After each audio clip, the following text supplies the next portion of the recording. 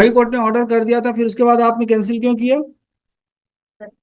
High court ने मतलब high court से और बोर्ड ऑफ रेवेन्यू से ऊपर हैं आप।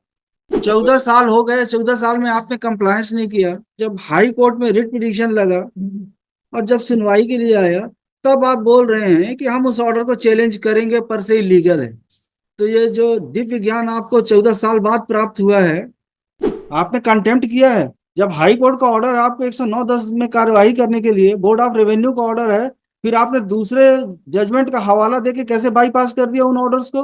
जो भी उच्चाधिकारी हैं आपके, जिन्होंने मार्गदर्शन दिया होगा, उनको भी बुलवा लेंगे यही मार्गदर्शन देने के लिए। ऑर्डर सही है गलत है वो देखना आपका काम नहीं है।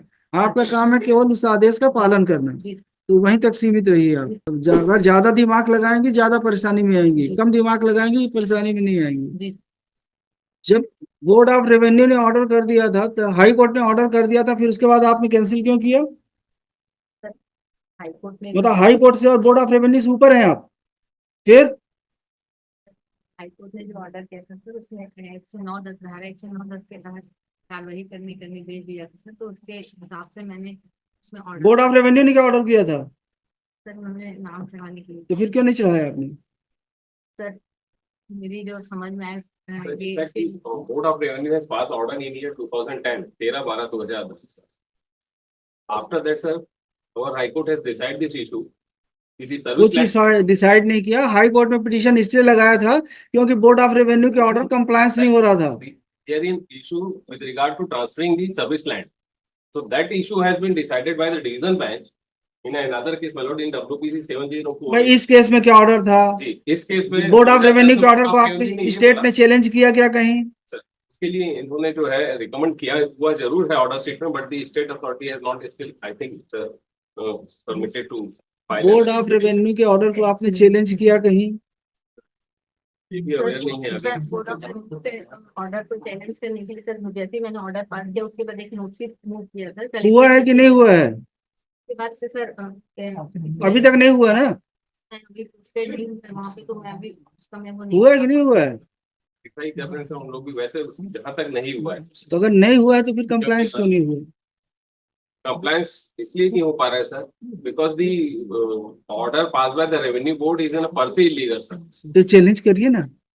चैलेंज भी नहीं कर रहे हैं, कंप्लायंस भी नहीं कर रहे हैं। इसके लिए कल हमने एडी साहब से बात करी है और रेवेन्यू सेक्रेटरी वगैरह को इंटीमेट किया है इस बारे में। आपको तो कब का ऑर्डर था? 2010 का ऑर्डर था। 10 का ऑर्डर था, 2024 पहुंच गए आप। आपने 14 साल लगे सर, लिमिटेशन रखे रहिए, इसको वापस कर दीजिए। 14 साल हो गए, 14 साल में आपने कंप्लायंस नहीं किया। जब हाई कोर्ट में रिट पिटीशन लगा और जब सुनवाई के लिए आया, तब आप बोल रहे हैं कि हम उस ऑर्डर को चैलेंज करेंगे, पर से इलीगल है। तो ये जो दिव्य ज्ञान आपको 14 साल बाद प्राप्त हुआ है, कहाँ है अभी आप? ये एनआरडीए में हूँ सर, 2021 से एनआरडीए में। ये तो गलत है मिस्टर गुप्ता, ये कि आप आदेश का पालन नहीं करेंगे। हाई कोर्ट का ऑर्डर कहाँ पर है? वो उस ऑर्डर में भी sir, I read out that order in page number 49 and page number 48 start from. उसमें कोर्ट ने यही बोला था कि the order of tehsildar earlier because there mutation proceeding application has been rejected on 1/2/2017 sir, against that the writ petition is filed. So High Court has come to this conclusion that the order passed by the Tahsildar is wrong, and because the state authority has not challenged that order of Board of Revenue. And Para 3 is very clear. उसमें actually बोला है कि set aside and the Tahsildar is further directed to proceed in accordance with the law under section 110 and 109 of Chhattisgarh Land Revenue Code for the mutation proceeding. 109(10) के हिसाब से proceed करने का मतलब ये है कि जो प्रोसीजर है प्रोक्लेमेशन का और inviting objections from One more, this writ petition is direct come against the order of Tahsildar. The alternate remedy for appeal is also जरूरत नहीं। बोर्ड ऑफ रेवेन्यू का ऑर्डर कहाँ जाएगा? कहाँ है बोर्ड ऑफ रेवेन्यू का order? annexure P2 sir, P2 page page number number 42.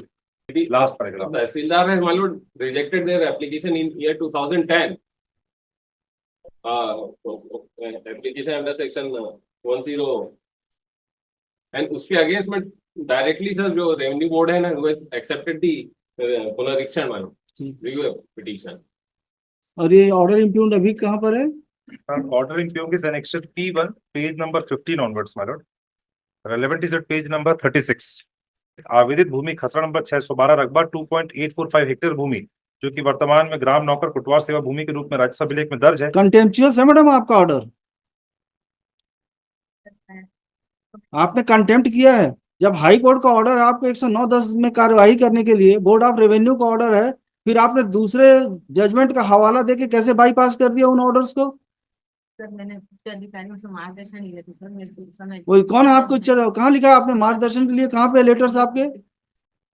हम जो भी उच्चाधिकारी हैं आपके जिन्होंने मार्गदर्शन दिया होगा उनको भी बुलवा लेंगे यही मार्गदर्शन देने के लिए। सर अपर कलेक्टर सर से मार्गदर्शन लिया था सर, उनके डायरेक्शन के हिसाब से। कौन है अपर कलेक्टर उस समय कौन थे? किनका दस्तखत है?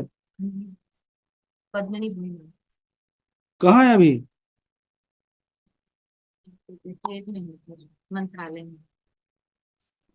कैसे इन्होंने परमिशन दी है?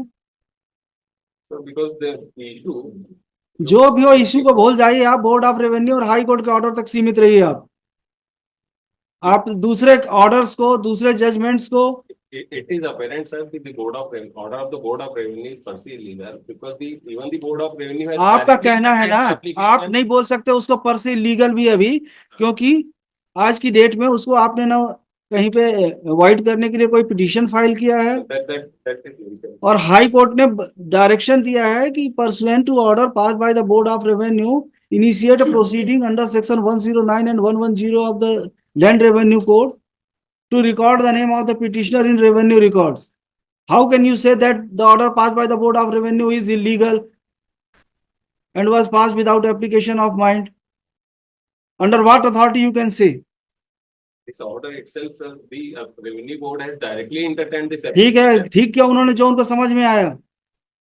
Until unless the order is set aside, modified, altered by any superior authority, superior court, you can't say that order is per se illegal.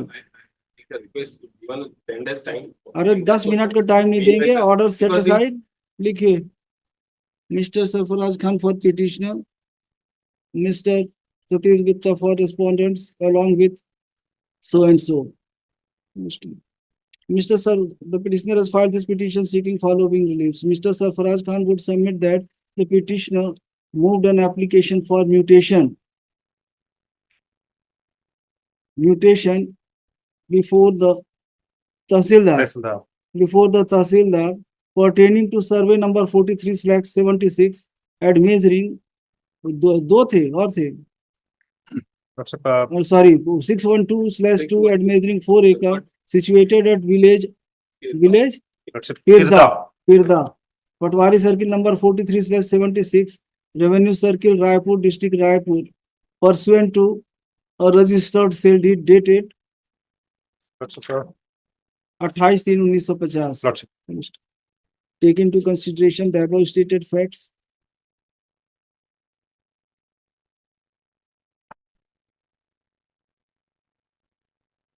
In opinion of this court, the order passed by the Tahsildar dated such and such, कितने तारीख का है? 10/1/2020 10/1/2020 is not sustainable in the eyes of law. Same is hereby quest. The concerned Tahsildar is directed to comply with the order passed by the Board of Revenue dated such and such and order passed in WP 227 number so and so dated such and such.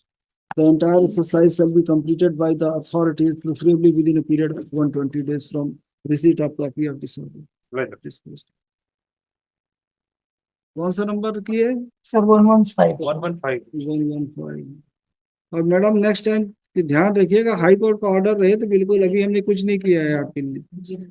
Sorry sir, आगे high court के order को आप देखिए, जो भी लिखा है जैसा लिखा है कंप्लायंस करिए आप। ऑर्डर सही है गलत है वो देखना आपका काम नहीं है, आपका काम है केवल उस आदेश का पालन करना, तो वहीं तक सीमित रहिए आप। अगर ज्यादा दिमाग लगाएंगे ज्यादा परेशानी में आएंगे, कम दिमाग लगाएंगे परेशानी में नहीं आएंगे। इनका दस्तखत करा लीजिए। मान लो तो